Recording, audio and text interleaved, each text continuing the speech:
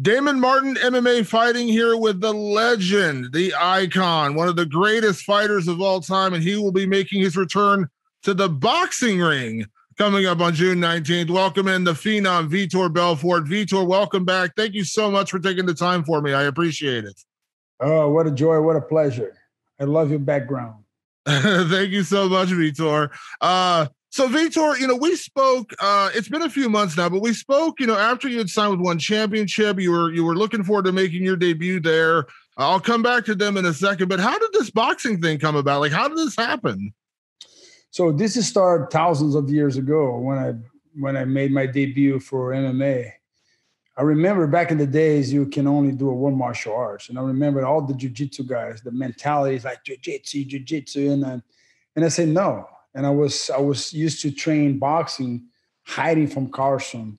I used to do weights.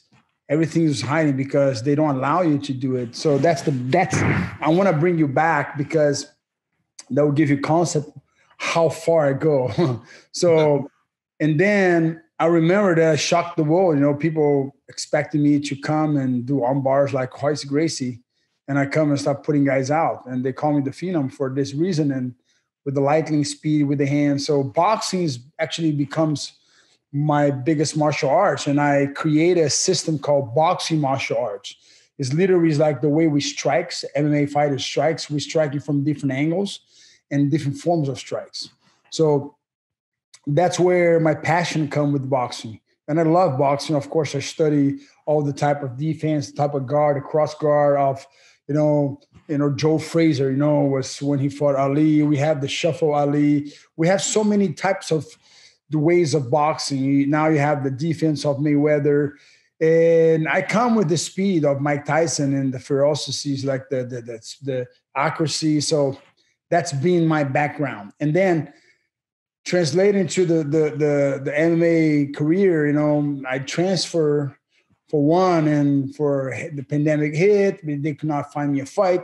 Their agenda, signing these fighters, doing these things, they have their things, they're doing they stick with what they're doing over there, and they shutting down, in Asia. So my contract, I had 2 years with them, more like open the market of Brazil. They could not sign a deal because the pandemic hit or whatever. So they could not finalize it and bring him one opponent that was interest. So I have to accept the opponent and accept him. So they could not close the fight. They're supposed to do Roy Jones Jr. They're supposed to do a lot of guys, and we cannot let this fight happen. And when my contract come for an end, tried to say, Victor, unfortunately, right now we could not, pandemic hit, whatever, for whatever reason, we friends. I love what they're doing out there. But I said, we cannot come in agreement, and my contract goes up, and these opportunities appear, man. And like I said, life, it's about not finding opportunity. The opportunity finds you. A guy like myself, you don't go rush for an opportunity, because in the state of my career, I'm not desperate to fight. I'm not desperate to get money. No. And money is just a part of the consequence of it. Actually, money has always been the consequence of a great entrepreneur. And my dream is to create that merge, this two sport in one, and literally all these fights, this boxing fight that's happened, it's nothing caught my attention like supposed to. My dream has always been challenging these boxers, these legendary boxers, to go and box with me, and we almost right there. Holyfield team accepted, but Holyfield wasn't ready, or for some reason. And he said no, and Tarzan said yes. So they tried to put a lot of guys, a lot of guys avoid me, especially these YouTubers, brothers that had been avoiding me for years, and they're looking for easy fight, easy money. And they're lucky because I'll rip their head off. But, this guy came and accepted, and I said, let's go, man. So we are supposed to fight Holyfield in August, but they say, we want you in this event. You fight Tarzan? I say, yes, why not? So I have all the respect for the guy stepping up and fighting a real fighter. Absolutely. Vitor, you've spent so much of your career being one of the greatest, mixed martial artists, as I mentioned at the top of the interview. Are you excited to do something different, to do something fun like this, to get into the boxing ring? Because I know when we spoke before, you had told me your idea to kind of do your own, kind of hybrid promotion, and mixing in, boxing and MMA and things like that. Like, is this just exciting to do something different? I am so pumped, man. I think it's Trillers literally are putting in the same household with the same TV generation sitting down, grandkids with their parents, with their grandparents, and then the list goes on and on, friends. So it's a very family oriental, thing to see it and watch it. And they have the music artists, they have the boxers, they have YouTubers, they have MMA guys. So it's pretty exciting, and I'm so pumped, and especially do the crossover, literally seeing who has the best hands, if they can box together, an MMA guy or a boxer. And my debut is going to be against a YouTuber that really is not picking up an easy opponent like the other two brothers are. So this guy is literally fighting one of the fiercest guys in the industry, not picking up a wrestler who doesn't know how to throw a punch, and now picking up a guy that he can barely throw just one killer punch, So I believe this YouTuber that's fighting me, Tarzan, is literally, we're going to have the respect that he deserves. Yeah, I know you have a lot of respect for Tarzan, and again, he's taking listen, this is a big risk for him stepping into the ring against a guy like yourself. But what do you expect out of him? Because he doesn't come from like he's not an athletic background. He's not he wasn't a wrestler. He wasn't a mixed martial artist. He's, obviously he does some great things with animal conservation and things like that. But I mean, what do you expect out of him? Listen, man, I remember when I was a kid, one day I was getting ready to fight Tank Abbott, and I had a hard time to find sparring partners big. And I had this kid, like huge, like 300 pounds. He was a wrestler. He was in the team of USA. He shows up in the gym. And I remember I just had lunch with me and Carson. My mom was in the house, and the guy was pissed because Carson challenged him that a kid would beat him up. And he said, I'm going to destroy your kid. So he's stepping up in the gym, kind of say, I'm here. Where is Vitor? So I just had lunch, and I said, let's go. So Carson, let's go. I said, but I need to digest my food. He said, digest? Listen, you just put your hands in put your finger, throw it up, and let's fight. And I say, okay. And say, Victor, let me tell you something. If you eat, let's suppose you're in the restaurant. You're just in the restaurant, and you and your wife, you just leave the restaurant. Someone stick their hands in the butt of your wife. You're going to ask the guy you need to digest. What are you going to do right there? The fight is going to break up, and right? You got to be ready. So that's the mentality I come from. So it's a fight. You expect what? A punch in your chin. If anyone can punch, they're big, strong, they can land a punch. You can go out. So it's pretty intriguing and interesting to fight a guy who you don't have films to study him. It's just going to be a fight, And I mean, I have the respect because the kid is not looking for an easy fight. That's the thing. He's not trying to, I'm going to promote myself. I'm going to do this. He's not like a Disney kid. What he does is very admirable because he loves animals and all that. But he's fighting with one of the best, and he's not, he's the guy who accepted, and it's pretty cool, man. It's like for me, it's like a fight. I treat it like a fight. I'm going to go out there and box him. Yeah.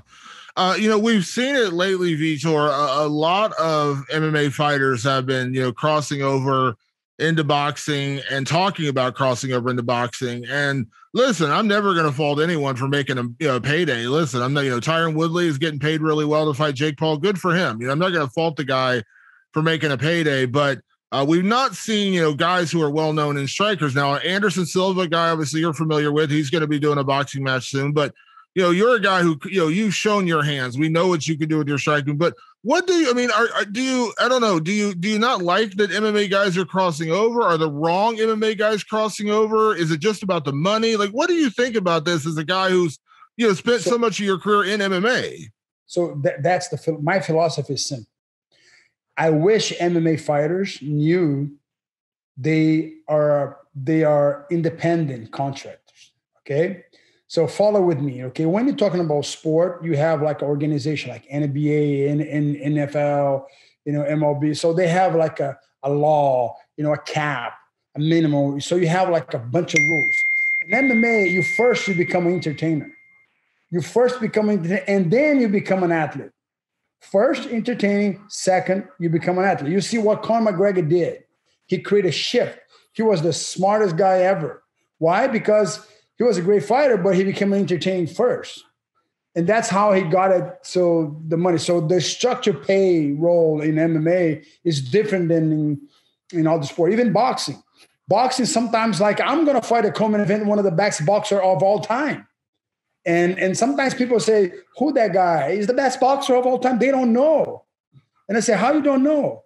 But it is what it is. And now you have YouTubers coming and they can draw more people to watch this. So it's almost like you got to learn how to dance the music, but also what you bring to the table. So in early 2000, that's a very interesting. I'm going to share this with you. Probably you don't know. I posted a picture with Muhammad Ali. I was young. So I just beat Tank Abbott. So Al Stanky, if you know Al Stanky, is a legendary boxer. He was my boxer trainer. He wants to say, forget about MMA, let's go boxing. You'll make a lot of money. But I say, Al, I love MMA. MMA has to be bigger. MMA has to be bigger payday. MMA, they say, forget about it. The instructor way, you go to boxing right now, you make a lot of money. So they end up have a lawyer and an agent from William Morris. So they schedule a lunch to have lunch with this very important lawyer. They want to present in your business. So I go to downtown LA. They took me to the room or my room. As soon as I arrived in my room, outside of the door came Muhammad Ali. Was one of the biggest experiences I've experienced in my life. He's coming jab me, and I say, "Wow, it's Muhammad Ali." I was like in shock. My mom said, "This is your surprise. This is who you're gonna have lunch today." So I was there, and we sit down at the table, and he had his great photographer friend. He was there with him. He had a hard time to talk, so we are taking a little time. But I was asking him question, and I was just like a little kid, some guys they're fans of rock stars. Muhammad Ali was right there having lunch with me, in front of me, and I'm asking a bunch of questions. So by the end of the lunch, they present me a contract, and it was like millions of dollars of contract, in this contract. So, but it was like I'm giving almost like my life, I know authority. It was crazy. I was not into the detail.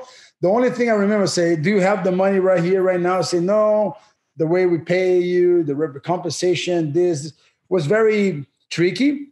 But I say, okay, I'll be able to do MMA. They say, no, so that is out of the equation. I'm not going to sign this contract. And they say, how come you cannot sign? You don't want to become a millionaire. you're going to have your family and this. So I say, listen, guys, if I cannot do what I love, I'm not a prostitute. I'm not doing this for the money. I really want to help MMA becomes bigger. So these fighters that are fighting here today, they are maybe on the second grade, third grade, this current champion. They don't have an idea what I went through it.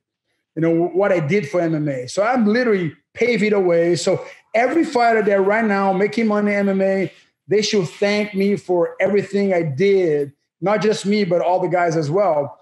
But I always want a passion to box and do MMA, and I never could it. When I signed with Zuffa, you have to be with Zuffa. You're their product. The only guy they let them box was Mayweather, and it was McGregor versus Mayweather. They never let Anderson box. No one box. And I understand they're doing their business. Dana is taking care of his baby. That's Zuffa and UFC. So I consider Dana as one of the best, promoters of all time. And he literally, along with the fighters, he took MMA to become recognizable. And now not just fighters making money, reporters making money, managers making money, everything. So now we're having a business structure, but the way the pay is not, some people don't like it. So if you don't like it, don't do it. It's simple. No one putting your hand in the gun and, hey, you got to do it. No, you sign it. So I'm free. I'm a free agent now. And with my career, with everything I did, I'm still in shape. So I always want to do crossover. This fight in 2 weeks is supposed to be against Holyfield. That would be my dream fight. because I remember when I fought UFC, the tournament against Tank, I remember I was making $50,000 and the same night, $30 million each. So that will be my dream one day to become, I remember. So I want to fight with one of these legends and literally put it down and cross over, making the whole entire world watching two guys boxing. And of course, you know, they cannot do MMA for sure. But I mean, that would be my dream, to cross over both sports. And we're about to do this in August. We have a contract and we're going to fight this fight. In August, I fight Holyfield. So that's the deal. And I'm excited, man. I'm very pumped. And we go day by day. We always looking forward to the future, but we got to live the present. Yeah, absolutely. That's amazing. You and Evander Holyfield, that will be huge. And it also says a lot, Vitor, that, you know, you're willing. I mean, listen, I'm not looking past Tarzan. You got to get him, you know, you got to fight him first. But, you know, you get through this and you fight Evander Holyfield, and you're fighting a legend, you know, one of the greatest boxers of all time. And listen, again, I don't have a problem with anyone, you know, crossing over and doing boxing, but I know you got an opinion on, again, I know you have absolutely nothing against, you know, Ben Askren or Tyron Woodley and these other guys, but I know obviously them fighting a YouTuber is a lot different than you fighting a guy like Evander Holyfield. So remember, is this, I'm just saying what they're presenting to me. I wish I could have Holyfield, but Holyfield say no. The YouTuber say yes. And what I'm going to do? No, I'm not going to do it. No, yes, I'm going to do. I'm going to still entertaining people. I'm going to still go in there. Why Mayweather can go and fight a YouTuber and not even knocking out the guy? Embarrassed for the boxers, you know? And I'm telling you, you put these two brothers with me, I fight the both guys in the same night. You come, you get tired, comes another brother next round. I'll beat the crap out of these two brothers like that. Like that. And you know that. They know that. They don't want to do it. They're afraid. The trailer guys say, Victor, when we brought your name here, they are like shaking off. Oh, no, not him. And they choosing these guys, the wrestlers. I don't have nothing against them. Great, go make your money. But they're not boxers. I can fight Tyron Woodley with one hand and beat him up. Ask me, not even an equation. The guy's a wrestler, great wrestler, but cannot even, my kid can beat him up. My daughter, you ever see my daughter punch? My daughter, Victoria, can put these guys out. And I mean, because they don't know how to box. You got to know. So my kids box since they're kids. I teach them. My BFL, my system, Belfort Fitness Lifestyle, I create a fitness. I train everyone. So the bag for me is my conditioning. Instead of going out to run, I go to the bag. So we have a system that we develop that goes, my wife, my kids, regular moms. We have here in Miami is amazing. It's a class that you do half the class in the bag, half the class on the floor. That's what I do, man, every day. So I'm excited. The presentation for me, they present me the food. Let's go, man. You know, first time in history, I'm fighting in the co-main event, one of the biggest boxers of all time. I'm doing his co-main event. I want to do his co-main event and doing another guy co-main event. I'm doing a pleasure. When you do a co-main event, you're almost like you're like the, you know, when you go to a restaurant, you have the appetizer. I'm be the appetizer for this guy. So it's once in a lifetime. And I mean, Holyfield couldn't make it. The real Tarzan step up. And guess what? He's a YouTuber. He's an animal lover and all that. But guess what? He accepted to fight one of the baddest guy in the planet. Not a easy fighter. Oh no, I need to fight this wrestler who doesn't know how to throw a punch. So I have respect for the guy, man. So, but he's, like I said, it's a fight. And I mean, I'm looking for it. Yes, I'm looking for it. But I'm looking for the things I love to do and the things that I know I can do it. And that's the problem. When you wrestle your whole life and you're an entertainer, you did MMA, but you cannot throw a punch. And people, it's hard to sell that. You know what I'm saying? It's like hard to sell. So now they're having the king of the knockout. And you know that. Who has the most knock on UFC history until today? Tell me. Vitor Belfort.